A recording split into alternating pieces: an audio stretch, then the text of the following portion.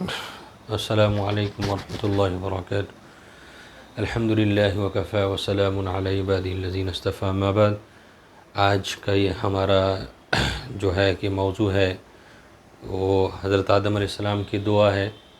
کل یونس علیہ السلام کی جو دعا کا ذکر ہوا، الحمدللہ بڑا فائدہ ہوا، لوگوں نے سنا اور اس کی جو اس دعا کا فائدہ تھا اللہ کے فضل سے وہ لوگوں تک پہنچا۔ اور آج دوسری دعا جو کہ حضرت آدم علیہ السلام نے مانگی تھی، جب اللہ تعالیٰ کے ایک حکم کی انہوں نے نافرمانی کی، اور وہ جو کہ اللہ تعالیٰ نے ان کو منع کیا تھا کہ لا تقربا هذه الشجرة فتكون من الظالمین، کہ اس پیڑ کے درخت کے قریب مت جانا، وہ انہوں نے پھل کھایا تھا۔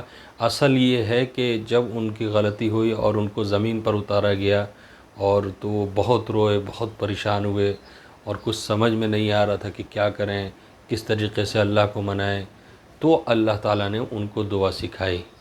فَتَلَقَّىٰ آدَمُ مِن رَبِّهِ كَلِمَاتٍ فَتَابَ عَلَيْهِ، یہ قرآن کریم کی ایک آیت ہے کہ اس میں کہا کہ اللہ کی طرف سے حضرت آدم علیہ السلام کو ایک دعا ملی، ایک کلمہ ملا، جس کے ذریعے سے انہوں نے اللہ کے طرف رجوع کیا، اللہ سے توبہ کی، تو اللہ نے توبہ کو قبول کیا۔ وہ دعا یہ ہے، ربنا ظلمنا انفسنا وان لم تغفر لنا وترحمنا لنکونن من الخاسرین۔ پہلے تو اس کا ترجمہ دیکھ لیتے ہیں۔ ترجمہ ہی سے آپ کو پتہ چل جائے گا اور ہم سب کو پتہ چل جائے گا کہ یہ کتنی بڑی عظیم دعا۔ سب سے پہلے جاننا یہ ضروری ہے کہ اللہ کو کیا پسند ہے۔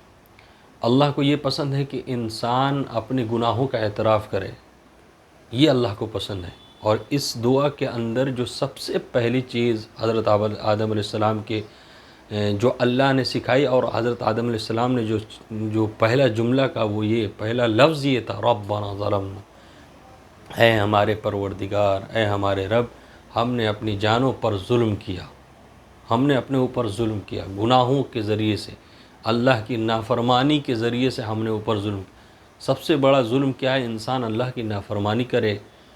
جس اللہ نے اسے زندگی عطا فرمائی، جس اللہ نے اسے رہنے سہنے، ہر چیز اللہ نے انسان کے لیے بنائی، اور اس اللہ کی نافرمانی ہو ہم سے، ہم اس کی بات نہ مانیں، اپنے خواہش پر چلے، اس سے بڑا ظلم کچھ نہیں۔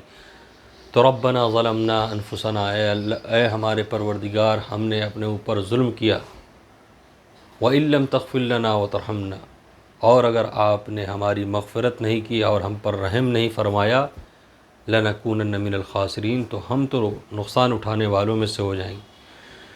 تو اس میں بھی ہم کو دیکھنا ہے کہ سب سے پہلے لفظ سے، پہلے جملے سے کیا بات ہو رہی، کہ پہلا جو لفظ ہے ربنا ظلمنا، کہ ہم اعتراف، یہ اللہ کی طرف سے، یعنی ایک بندے کی طرف سے اعتراف۔ حضرت آدم علیہ السلام نے اپنی غلطی کا اعتراف کیا کہ اللہ ربنا ظلمنا انفسنا، کہ ہم نے اپنے جانوں پر ظلم کیا، اور پھر اس کے بعد دو چیز کی طلب کی، ربنا ظلمنا انفسنا وَإِن لَّمْ تَغْفِرْ لَنَا وَتَرْحَمْنَا، اگر اے اللہ آپ نے ہمارے گناہ کو معاف نہیں کیا، یعنی آپ نے ہماری مغفرت نہیں کی، وَتَرْحَمْنَا، اور رحم نہیں کیا، اللہ آپ نے اپنی رحمت سے، اپنے رحمت کا سایہ اگر میرے اوپر نہیں کیا، اگر آپ نے یعنی ہمارے اوپر رحمت نہیں کی اور مغفرت نہیں کی، لَنَكُونَنَّ، اس کے بعد کیا ہوگا؟ اگر اللہ کی مغفرت نہیں ہوئی، چاہے ہم پر ہو یا کسی کے اوپر، اللہ کی مغفرت نہیں ہوئی اور اللہ کی رحمت نہیں ہوئی دنیا کے اندر، تو پھر انسان کیا ہوتا ہے؟ لَنَكُونَنَّ مِنَ الْخَاسِرِينَ، ہم نقصان اٹھانے والے میں سے ہو جائیں گے۔ تو اس دعا کے ذریعے سے جو زمین میں سب سے پہلی دعا، جو دعا سب سے پہلی مانگی گئی حضرت آدم علیہ السلام کے ذریعے سے، اللہ تعالیٰ سے جو دعا مانگی، یہ دعا ہے۔ تو اس لیے اس دعا کو انسان اللہ سے جب انسان سے گناہ ہو جائے، جیسے ہی گناہ ہو، اور انسان سب سے پہلے کی فکر کرے انسان۔ آج تو ہماری زندگی کا یہ حال ہو گیا ہے کہ ہم دنیا کی زندگی میں اس طریقے سے لگ گئے ہیں کہ ہمیں اپنے گناہ بھی نظر نہیں آتے۔ ہم دوسرے کے گناہوں کو تو دیکھ لیتے ہیں، لیکن جو سب سے آسان ہے کہ ہم اپنے گناہ کو دیکھتے ہیں، ہم اپنے اندر کی برائی کو دیکھتے ہیں۔ اگر ہمارے اندر کوئی برائی ہے تو ہم اس سے اللہ سے معافی مانگیں۔ اور اللہ تعالیٰ نے جو قرآن پاک میں دعاؤں کا ذخیرہ رکھا ہے، وہ کس لیے رکھا ہے؟ کیوں اللہ نے قرآن میں دعائیں رکھی ہیں؟ کہ ہم ان کو ان کا استعمال کریں، ہم ان کے ذریعے سے اللہ سے دعا کریں۔ یہ جو آدم علیہ السلام کی دعا کا نقل کیا اللہ تعالیٰ نے قرآن پاک میں، یہ کیوں؟ تاکہ ہم بھی اللہ کے بندے ہیں۔ حضرت آدم علیہ السلام بھی اللہ کے بندے تھے، ہم بھی اللہ سے کہیں ربنا ظلمنا انفسنا، اے اللہ، اے ہمارے رب، ہم نے اپنی جانوں پر ظلم کیا، وَإِن لَمْ تَغْفِرْ لَنَا، اگر آپ نے مغفرت نہیں کی، وَتَرْحَمْنَا، اور آپ نے رحم نہیں کیا، لَنَكُونَنَّ مِنَ الْخَاسِرِينَ، تو ہم خسارہ اٹھانے والے میں سے ہو جائیں گے۔ حقیقی کامیابی میرے بھائی دنیا کی کامیابی نہیں ہے۔ ہم یہاں پر جو جی رہے ہیں زندگی، اس میں ہم چاہے جتنے اچھے ہو جائیں، دنیا کی نظر میں اچھے ہو سکتے ہیں، دنیا والوں کی نظر میں اچھے ہو سکتے ہیں، کیونکہ ان کو آخرت کا یقین نہیں ہے۔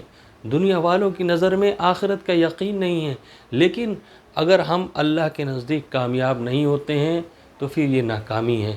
اس لیے آئیے ہم عہد کرتے ہیں، اور کم سے کم جو لوگ بھی دیکھیں اس دعا کو روزانہ کا معمول بنائیں، اور وہ بھی کیسے؟ ہر نماز کے بعد 3 مرتبہ اس دعا کو، یعنی دل کے اخلاص کے ساتھ مانگیں، دل کے اخلاص کے ساتھ مانگیں، اللہ تعالیٰ بڑی آسانی کا معاملہ فرمائے گا۔ اور میرے بھائیوں، یہ کہنے کا مطلب ہے کہ نماز کے بعد کی دعائیں قبول ہوتی ہیں، تو نماز ہم اللہ کے لیے پڑھیں، اللہ کی رضا کے لیے، اور اس دعا کا معمول بنائیں۔ اور دعاؤں کے ذریعے سے ہم نے جو سلسلہ کل سے اللہ کے فضل سے میرے ذہن میں یہ بات آئی کہ اب دعاؤں کا سلسلہ شروع ہو، تاکہ ہمارے آج کی زندگی میں ہم اللہ سے کٹ گئے، ہم اللہ سے مانگتے نہیں، لیکن لوگوں سے مانگنے کی عادت ہو گئی۔ ہم انسانوں سے مانگ رہے ہیں، جن سے مانگنے سے اگر دو چار بار کسی سے مانگا تو وہ خود کہہ دے گا ارے کتنا مانگنے والا ہے۔ لیکن اللہ جس کے خزانے میں کوئی کمی نہیں ہے، آج ہمارا رابطہ اللہ سے نہیں ہے۔ کیوں؟ کیونکہ ہم لوگوں سے امید رکھتے ہیں، ہم اللہ سے امید نہیں رکھتے ہیں۔ اگر ہمارے ذہن میں، ہمارے دماغ میں، اور پھر ایک بات یہ بھی بتا رہے ہیں کہ دعا کے تین جز ہیں، یعنی دعا جب انسان مانگتا ہے تو اس کو 3 حصے ہیں۔ حدیث میں آتا ہے، ایک یا تو دعا جو مانگی گئی ہے وہ فوراً قبول ہو جاتی ہے، یعنی اس کا جو دعا مانگی گئی ہے وہ قبول ہو جاتی ہے، اور دوسری قبولیت کی نشانی یہ ہے کہ اللہ اس دعا کی برکت سے مصیبت اور پریشانی کو دور کر دیتا ہے نا۔ اور تیسری چیز جو ہے دعا کی برکت سے یہ ہوتا ہے کہ اللہ دنیا میں قبول نہیں کرتا ہے، لیکن اس کو آخرت کا ذخیرہ بناتا ہے۔ اور حدیث میں آیا ہے کہ بہت سے لوگ کہیں گے کہ آخرت میں جو دعا جمع ہو رہی تھی، بہت سے لوگوں کی خواہش ہوگی کہ میری دنیا میں کوئی دعا قبول نہ ہوتی، سب آخرت میں ملتی۔ تو ہمارے نزدیک، اللہ کے نزدیک کامیابی آخرت کی کامیابی ہے۔ تو آئیے ہم عہد کرتے ہیں کہ انشاءاللہ اللہ نے جو دعائیں ہمارے اپنے کلام پاک میں، قرآن کریم میں ہمیں سکھائی ہیں، جو دعاؤں کا کرنے کا سلیقہ اور طریقہ بتایا ہے، اس کے مطابق ہم دعا کریں گے، اور دعا کرنے سے اللہ کا قرب بڑھتا ہے، اور بندہ عاجز اور وہ ہوتا ہے، یعنی اپنی فقیری اور اپنی محتاجی کو ظاہر کرتا ہے۔ اللہ تعالی ہم سب کی تمام دعاؤں کو اپنے فضل سے قبول فرمائے، آمین، صلی اللہ علیہ وسلم۔